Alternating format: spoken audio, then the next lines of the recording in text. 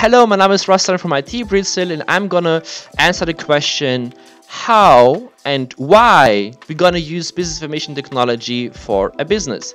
But before I'm gonna answer those questions, I'm gonna recommend you that if you're interested into business information technology, if you're interested into computer science, if you're interested in general into IT related topics like programming, then you should definitely subscribe to this channel right now. So let's get started. Why do we need business information technology for a business?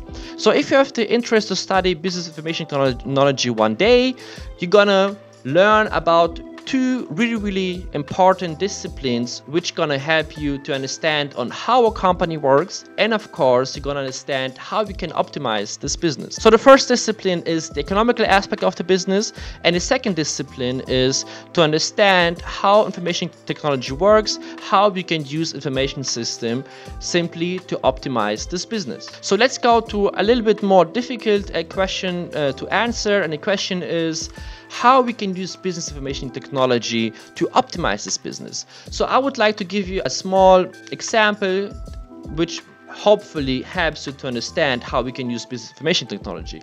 So let's say you have to work with a small retailer. This small retailer is maybe selling some kind of computer games, and this small retailer hasn't got any kind of information structure which are integrated into his company. He has no website, he has no customer service, he has no automated distribution in his warehouse or whatever, and this retailer would like to work with you that you can help him to optimize this business.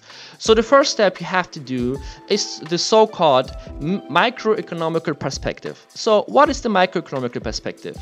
Like you're gonna see on this hopefully nice graphic I have created here, you're gonna see that if you use the microeconomical perspective, you're going to understand what kind of resources the retailer use, how does his production process looks like, and at the end of the day, what kind of product is created. And the second perspective is the so-called behavioral perspective. So what is the behavioral perspective? So you have to understand that every company, doesn't matter how big the company is, has its own hierarchy. And with this hierarchy, every company has his own rules, has his own privileges, and has his own obligations. But in this case, the bigger the company is, the more operations inside the company you have to expect. So what I mean with those operations? In this case, we're working with a small, like I said before, with a small retailer. He wants to sell his own computer games online. So we have, of course, to expect that someday, for example, the customer is not satisfied with the product he has received. So in this case, the customer expectation might look like that the customer wants to give the product back one day. What he's going to do, he's of course contacting the customer service. But the relationship between those both entities, like between the customer and the customer service, we have to create a relationship between them. And this kind of relationship can be created with the help of information systems.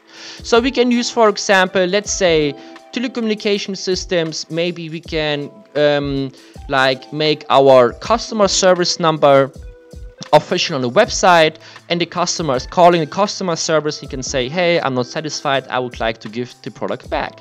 So this is like the kind of relationship between the entities. But this is not the end of the, let's say, of the process behind this customer behavior we have to expect. Of course, this customer service also need a relationship, for example, to the warehouse. So the warehouse is our third entity, and between the customer service and the warehouse, we also have a relationship.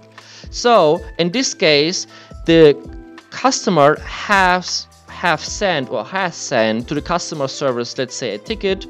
He has opened a ticket, the customer service has received the ticket, and now the customer service has to send the ticket to the warehouse. So the warehouse at the end of the day is aware that they don't have to send the product to this customer because he don't need it anymore. And the last step is the so-called system theoretical perspective. And with this system theoretical perspective, now it is your task to ask yourself, what is the contractor, or let's say the small retailer, is expecting from me? What kind of production process inside the company I have to optimize, and what kind of information system do I need to get the results the contractor is expecting from me. I hope I could make it clear on why do we need business information technology, how we can optimize a business with the help of the knowledge we get from the business information technology. And yeah, so if you have any questions about this topic, if you have other questions in general about business information technology, you would make me happy if you write right now a comment. I'm gonna help you definitely to answer those questions. And yeah, so I'm going through Rex right now. The life of a YouTuber. And so yeah, we're gonna see us in the next clip and next video. I wish you a great day, and yeah, auf Wiedersehen and vielen Dank for watching. Bye.